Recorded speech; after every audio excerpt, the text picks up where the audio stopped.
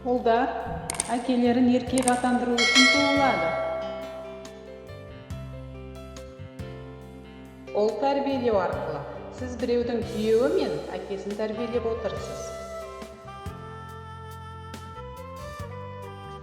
Ұлдарыңыз қанатын сынасын.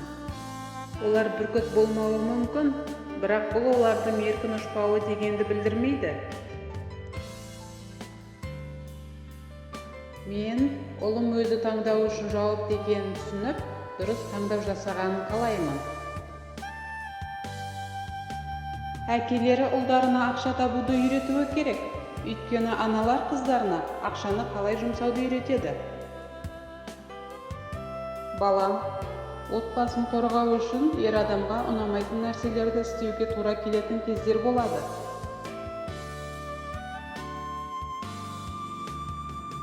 Ананың ұлына деген сүйіспеншілігінде жүректің барлық мейірімінен де асып түсетін өшпес нәзіктік бар. Әйел жалғыз еркекті қайта тәрбиелей алмайды, бірақ ол ұлын нағыз ер азамат етіп өсіре алады. Нағыз дана әйел ғана ұлын нағыз ер азамат ете алады. Ана баласының қолын аз ғана уақыт ұстайды, ал ана жүрегі өмір бойы баласына тиесілі. Әйел ұлды дүниеге әкелсе, әлемге нағыз еркекті сыйлауға мүмкіндігі бар.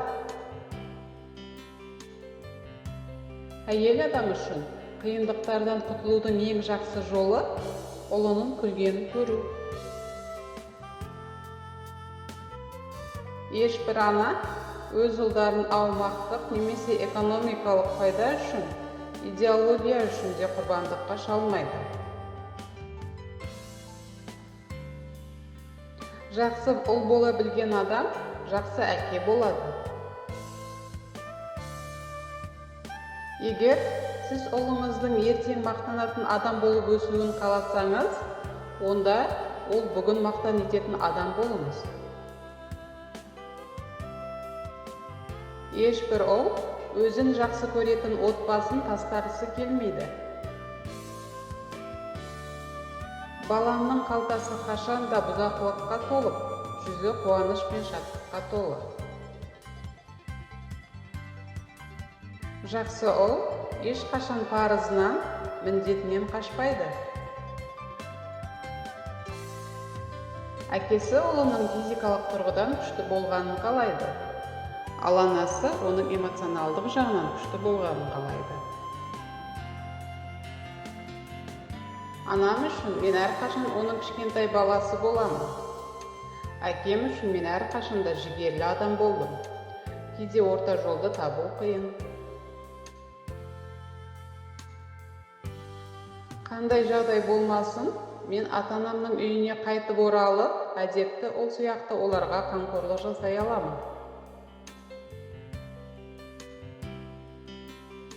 Ол сенің қолыңды ұзақ ұстамайды, бірақ өмір бойы жүрегіңде болады.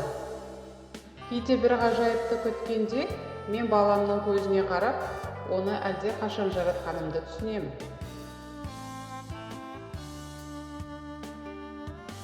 Ол өмір бойы жалғасатын махаббат. Өз ұлың болмайынша, әкенің баласына қараған жүрегіндегі қуаныш пен махаббатты ешқашан біле алмайсың.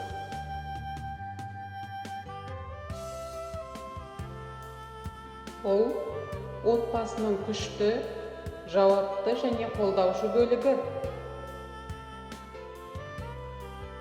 Ол тәрбиелеу, еңбекқорлық дегенді білдіреді, бірақ нәтиже әрқашанда жемісті болады.